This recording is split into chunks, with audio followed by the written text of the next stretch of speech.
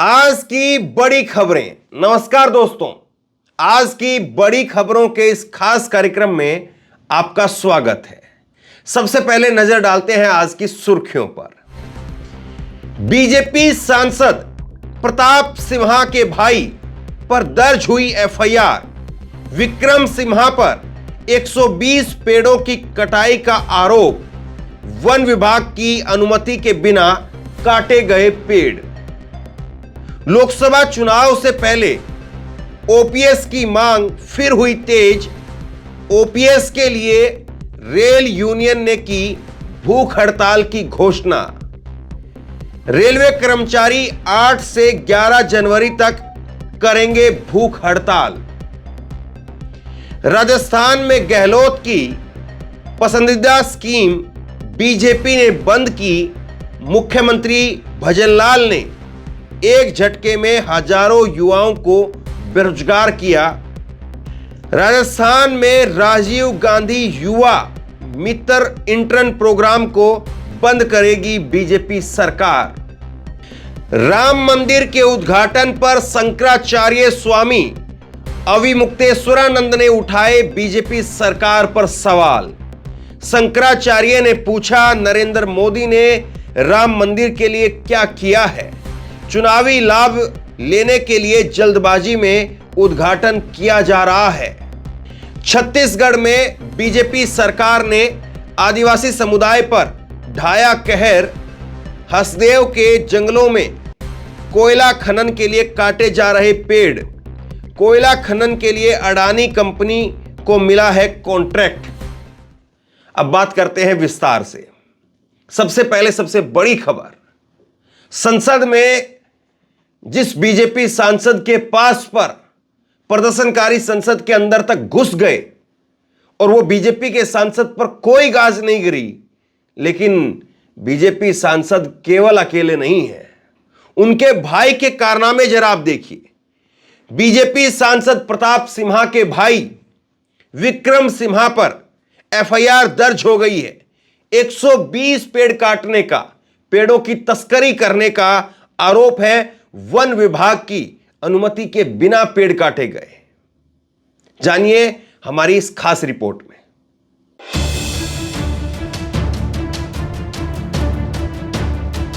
संसद की सुरक्षा में हुई चूक के मामले में बीजेपी सांसद प्रताप सिम्हा का नाम पहले ही भारत के संसदीय इतिहास में हमेशा के लिए दर्ज हो गया है। वहीं अब भाजपा सांसद प्रताप सिम्हा के भाई विक्रम सिम्हा के खिलाफ मामला दर्ज किया गया है। प्रताप सिम्हा के भाई पर 120 पेड़ काटने और लकड़ी की तस्करी करने का आरोप लगा है। ये बताया गया है कि विक्रम सिम्हा के भाई ने सरकारी भूमि पर उगे पेड़ों की कटाई करवाई।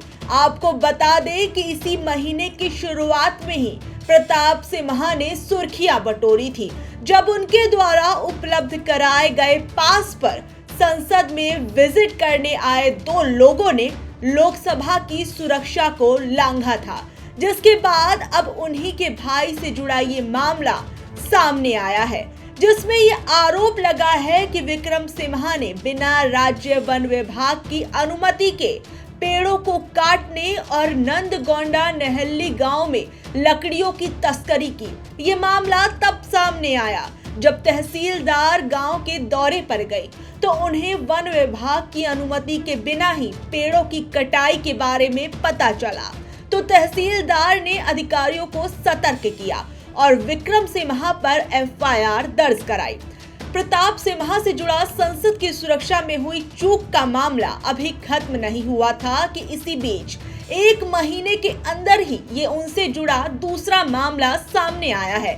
संसद में इसी सुरक्षा चूक के मामले पर आवाज उठाने वाले 140 से ज्यादा सांसदों को निलंबित कर दिया गया था।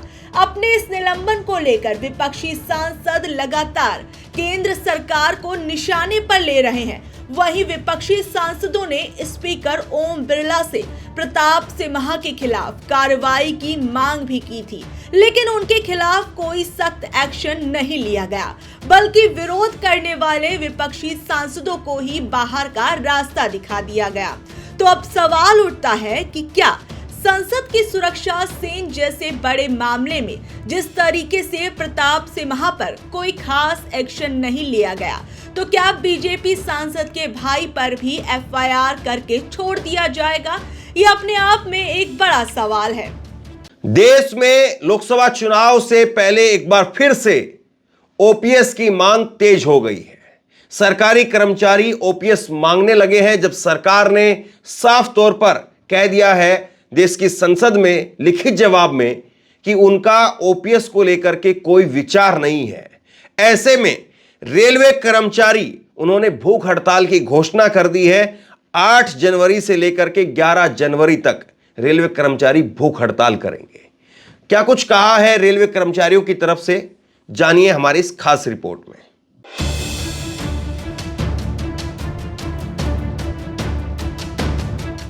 पुरानी पेंशन योजना को लेकर रेलवे कर्मचारी मोदी सरकार को घेरने की तैयारी कर रहे हैं।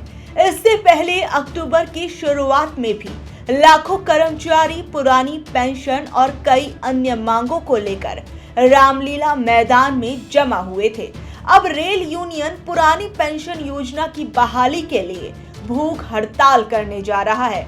रेल हड़ताल से पहले रेल कर्मी भूख हड़ताल कर अपना संदेश केंद्र सरकार को देंगे। वहीं 8 से 11 जनवरी तक जयपुर, दिल्ली, गोरखपुर, इज्जत नगर के साथ साथ देश भर में रेल कर्मी भूख हड़ताल करने वाले हैं। अगर इसके बाद भी केंद्र सरकार ओपीएस बहाल नहीं करती है तो रेलवे कर्मचारी सरकार को नोटिस देकर राष्ट्रव्यापी हड़ताल करेंगे। पुरानी पेंशन योजना की बात करें तो उसे साल 2004 में ही बंद कर दिया गया था। जनवरी 2004 के बाद उसकी जगह राष्ट्रीय पेंशन योजना को लागू कर दिया गया था, जिसे नई पेंशन योजना के नाम से भी जाना जाता है। जिन कर्मचारियों की नौकरी 1 जनवरी 2004 के बाद शुरू हुई, उन्हें एनपीएस के तहत कवर किया जाता है। जहां एक तरफ देश में चुनावी दंगल शुरू हो चुका है और लोकसभा चुनावों में भी काफी कम वक्त बचा है, ऐसे में बार बार ओपीएस की उठती मांग मोदी सरकार के लिए परेशानी खड़ी कर सकती है, क्योंकि पुरानी पेंशन की मांग करने वाला एक बहुत बड़ा वोटर वर्ग है और इसे नाराज करना मोदी सरकार के हितों के विपरीत जा सकता है। पूर्व में कई कांग्रेस शासित राज्यों में पुरानी पेंशन योजना को लागू किया गया था और वर्तमान में भी हिमाचल जैसे कांग्रेस शासित राज्य में भी पुरानी पेंशन योजना लागू है। पंजाब की आम आदमी पार्टी सरकार ने भी नोटिफिकेशन जारी कर दिया है। हालांकि अभी तक ये लागू नहीं हुआ है। विपक्ष कई बार पुरानी पेंशन के मुद्दे पर केंद्र सरकार को घेरता नजर आया है, लेकिन पीएम मोदी ये कहते हुए खुद नजर आए थे कि मैं राजनीतिक वैचारिक मतभेदों को अलग रखकर कहना चाहता हूं कि देश की आर्थिक सेहत से खिलवाड़ मत कीजिए। आप कोई ऐसा पाप मत कीजिए जो आपके बच्चों के अधिकारों को छीन ले। इसे एक बड़ा मुद्दा बनाया गया है। यानी मोदी सरकार और प्रधानमंत्री मोदी भी कहीं से कहीं तक ओपीएस को लागू करने के मूड में नजर नहीं आ रहे हैं, लेकिन कई विधानसभा चुनावों में पुरानी पेंशन एक बड़ा मुद्दा बनता रहा है। लेकिन ये मुमकिन है कि मोदी सरकार ओपीएस की अनदेखी कर अपने एक बड़े वोट बैंक के लिए मुश्किलें खड़ी कर सकती है। राजस्थान में अभी भजनलाल सरकार की तरफ से कहा जा रहा था कि वो कोई भी अच्छी स्कीम बंद नहीं करेंगे, सारी स्कीमों को लेकर के चलेंगे। लेकिन अभी अभी जो ताजा खबर आई है वो ये बताती है कि राजस्थान में राजीव गांधी इंटर्न जो योजना थी उसको बंद करने का काम किया जा रहा है और इसको लेकर के अशोक गहलोत ने सरकार पर सवाल उठाए हैं। कांग्रेस अब इसको लेकर के क्या कुछ कह रही है, जानिए हमारी इस खास रिपोर्ट में।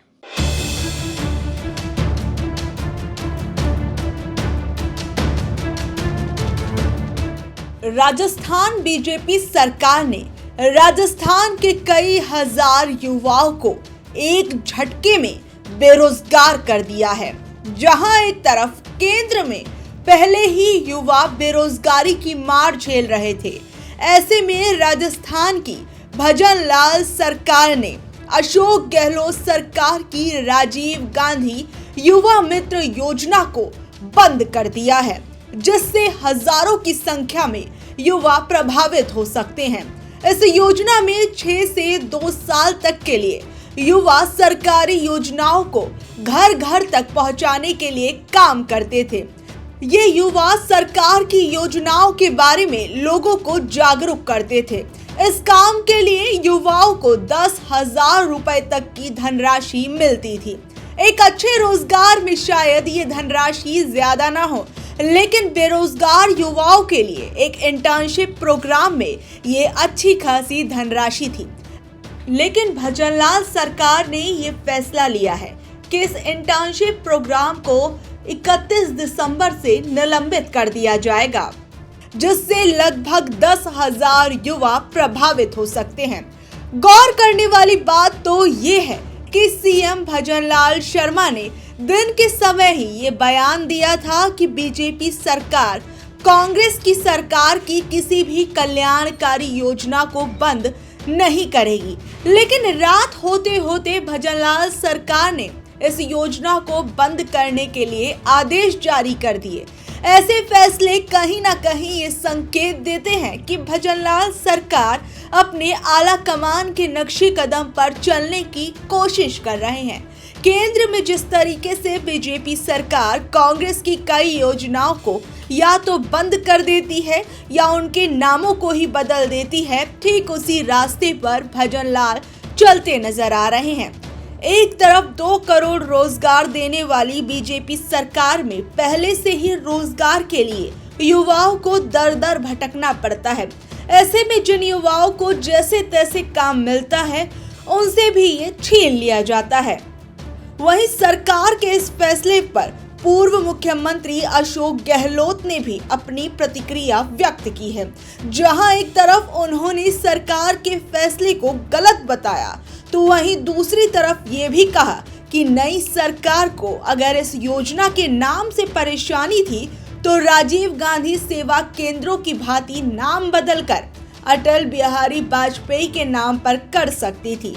जबकि प्रदेशवासी जानते हैं कि पिछले कार्यकाल में बीजेपी सरकार द्वारा अस्थायी तौर पर लगाए गए पंचायत सहायकों को हमारी सरकार ने स्थायी कर उनका वेतन बढ़ाया था। ऐसी ही सकारात्मक सोच से नई सरकार को राजीव गांधी युवा मित्र इंटर्नशिप कार्यक्रम को जारी रखना चाहिए था। सोचिए, जहां इस सरकार को अपने प्रदेश के युवाओं को नए नए रोजगारों की सौगातें देनी थी, वहीं इन युवाओं के लिए दर्द भरी पहली सौगात इस सरकार ने दे दी है। राम मंदिर को लेकर के एक तरफ बीजेपी पूरे गाजे बाजे के साथ में नरेंद्र मोदी को इसका क्रेडिट दे रही है, लेकिन दूसरी तरफ शंकराचार्य अविमुक्तेश्वरानंद सरस्वती उन्होंने कहा है कि नरेंद्र मोदी जी का इसमें क्या योगदान है, और साथ ही साथ बीजेपी पर, नरेंद्र मोदी पर बड़ा हमला बोलते हुए उन्होंने कहा कि राम मंदिर में उद्घाटन चुनाव से पहले जल्दबाजी में कराया जा रहा है ताकि चुनाव में इसका लाभ लिया जा सके। क्या कुछ कहा गया है स्वामी अविमुक्तेश्वरानंद की तरफ से, जानिए सब कुछ हमारी इस खास रिपोर्ट में।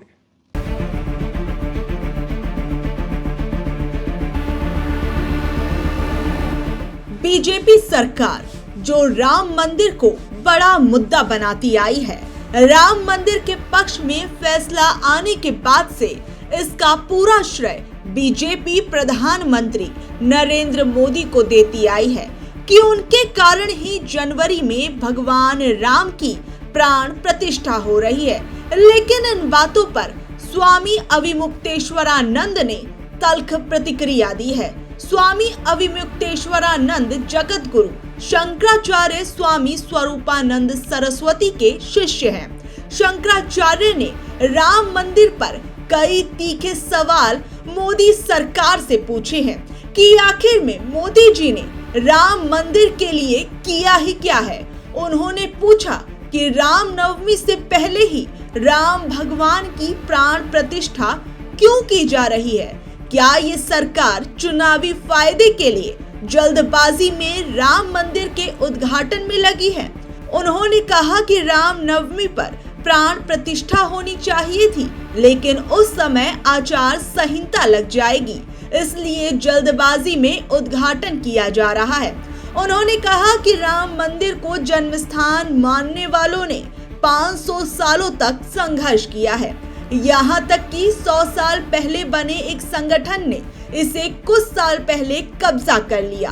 कोर्ट ने भी सभी पक्षकारों को दरकिनार कर नया ट्रस्ट बनाने की अनुमति दे दी, जो कि गलत है। सरकार का काम मंदिर बनाना नहीं है। शंकराचार्य ने कहा कि सरकार को साधु संतों की तपस्या का राजनीतिक लाभ नहीं लेना चाहिए। राम मंदिर का असली श्रेय उन लोगों को है जिन्होंने मुकदमा लड़ा है। साथ ही उन्होंने कहा कि कई पक्षकारों को तो उद्घाटन में आने तक के लिए नहीं पूछा गया। सबके प्रयासों को एक तरफ कर किसी को भी शिलान्यास में नहीं बुलाया गया और अपनी मनमर्जी करना गलत है। शंकराचार्य ने कहा कि एक राजनीतिक परिवार ने धर्म और धर्माचार्यों की अनदेखी की है। साधु संतों और राम भक्तों ने मुकदमा लड़ा, गालियां खाई, यातनाएं झेली और आज शिलान्यास में उनको आमंत्रण तक नहीं है। शिलान्यास में ब्रह्मलीन शंकराचार्य स्वामी स्वरूपानंद जी महाराज के साथ किसी भी पक्षकार को नहीं बुलाया गया है। उन्होंने कहा कि हमें ट्रस्टी बनने की पीड़ा नहीं है। उन्होंने कहा कि मैंने हाई कोर्ट के फैसले में 40 दिन सुबह से शाम तक बैठकर विशेषज्ञ के रूप में गवाही दी। वहीं सुप्रीम कोर्ट के फैसले में भी कई जगहों पर हमारे नाम का उल्लेख है। शंकराचार्य अविमुक्तेश्वरानंद ने 2 टुक कहा कि हमें ट्रस्टी बनने की पीड़ा बिल्कुल नहीं है, लेकिन मंदिर बनने के बाद किसके अंडर में ये रहेगा? सनातन धर्म के हर स्थान पर हमारा अधिकार है और सनातन धर्म के प्रमुख होने की वजह से किसी भी धार्मिक स्थान की जानकारी रखने का स्वतंत्र अधिकार है। ये कई सवाल शंकराचार्य ने मोदी सरकार से पूछे हैं और उन्हें राम मंदिर को लेकर कटघरे में खड़ा किया है। छत्तीसगढ़ में एक तरफ बीजेपी की सरकार वो कह रही है कि हमने आदिवासी को मुख्यमंत्री बनाया है, लेकिन दूसरी तरफ सरकार जंगलों में हो रही पेड़ों की कटाई पर रोक नहीं लगा रही है। और इसी को लेकर के छत्तीसगढ़ के हसदेव के जंगलों में जो पेड़ काटे जा रहे हैं उसको लेकर के विरोध बढ़ गया है। आपको बता दें कि ये अडानी साहब को कॉन्ट्रैक्ट मिला हुआ है कोयला खदानों का। क्या कुछ है छत्तीसगढ़ का ये पूरा मामला और क्यों आखिरकार वहां पर विरोध हो रहा है, जानिए हमारी इस खास रिपोर्ट में।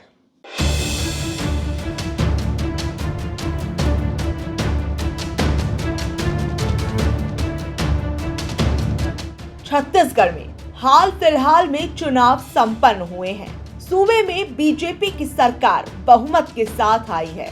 जीत की इसी खुशी में छत्तीसगढ़ के आदिवासियों को बीजेपी ने एक बेहतरीन तोहफे से नवाजा है। इस तोहफे में आदिवासियों को उनकी जमीन से बेदखल कर दिया गया है। छत्तीसगढ़ के हसदेव जंगल, जिन्हें भारत के फेफड़े भी कहा जाता है, उन जंगलों की अंधाधुंध कटाई की जा रही है। इन जंगलों की कटाई का मुख्य कारण कोयला खनन है। दरअसल इस क्षेत्र में कोयला उत्पादन के लिए राजस्थान की बिजली कंपनी को ठेका दिया गया है। राजस्थान की सरकार ने अडानी ग्रुप से करार करते हुए खदान का काम उसके हवाले कर दिया है। गौर करने वाली बात यह है कि पिछले 1 अक्टूबर से कोल माइंस का काम पूरी तरह से बंद कर दिया गया था। वहीं इस कोल उत्पादन के बंद होने से राजस्थान में बिजली का संकट उत्पन्न होने की आशंका पूर्व की गहलोत सरकार को थी, जिसे देखते हुए उस समय की गहलोत सरकार ने भूपेश सरकार से अनुमति जारी करने के लिए पत्र लिखा था। लेकिन भूपेश सरकार ने इस मांग को ठंडे बस्ते में डाल दिया था और भूपेश सरकार ने कोल उत्पादन पर रोक लगा दी। लेकिन अब जैसे ही राज्य में नई बीजेपी की सरकार आई, वैसे ही इस नए प्रोजेक्ट को परमिशन मिल गई। छत्तीसगढ़ के सरगुजा के हसदेव अरण्य में खदान का विस्तार होने से लगभग 6 से 8 गांव सीधे तौर पर, जबकि 18 से 20 गांव आंशिक तौर पर प्रभावित हो रहे हैं। इसके अलावा लगभग 10,000 आदिवासियों को घर गंवा देने का डर है। जंगल को काटे जाने से सिर्फ इंसानी बस्तियों का ही नुकसान नहीं है। साल 2018 की एक रिपोर्ट के मुताबिक देश के 1% हाथी ही छत्तीसगढ़ में हैं और अगर खनन का विस्तार इसी तरीके से होता रहा तो हाथियों के रहने की जगह खत्म हो जाएगी और इंसानों से उनका आमना सामना और संघर्ष बढ़ जाएगा। यहाँ मौजूद अलग अलग तरह के पेड़ पौधे और जानवरों के अस्तित्व पर भी संकट मंडरा रहा है। यहाँ तक कि जंगल के हाथी घनी बस्तियों में पहुंच रहे हैं। हाल ही में हाथियों के समूह ने 15 घरों को उजाड़ दिया। केंद्र और राज्य सरकार अब भले ही तरह तरह की दलीलें इस जंगल की कटाई को लेकर दे, लेकिन इस जंगल की आड़ में जिस तरीके से निजी हाथों को फायदा पहुंचाने की कोशिश की जा रही है, ये किसी से छिपा नहीं है। मासूम लोगों को उनकी जमीन से जुदा किया जा रहा है। आदिवासियों के मुताबिक panchayat extension on schedule area पेशा कानून 1996 के तहत बिना उनकी मर्जी के उनकी जमीन पर खनन नहीं किया जा सकता। आदिवासियों का आरोप है कि इस प्रोजेक्ट के लिए जो मंजूरी दिखाई जा रही है वो फर्जी है। आदिवासियों का कहना है कि कम से कम 700 लोगों को उनके घरों से विस्थापित किया जाएगा और 840 हेक्टेयर घना जंगल नष्ट हो जाएगा। इस वक्त छत्तीसगढ़ के आदिवासियों पर एक बड़ा संकट आया हुआ है। आज की खबरों का यह कार्यक्रम आपको कैसा लगता है? नीचे कमेंट बॉक्स में अपनी राय लिख करके जरूर बताइए और इसी तरह की तमाम खबरों के लिए ऑनलाइन न्यूज इंडिया को सब्सक्राइब कीजिए। साथ में जो बेल आइकन है घंटे उसको जरूर दबाइए ताकि जैसे कोई खबर अपलोड करें उसकी नोटिफिकेशन सीधे सबसे पहले आपको मिल सके। अगर ये वीडियो फेसबुक पर देख रहे हैं तो फेसबुक पर हमारे पेज को लाइक कीजिए, फॉलो कीजिए और इस खबर को शेयर कीजिए। आपका बहुत बहुत धन्यवाद।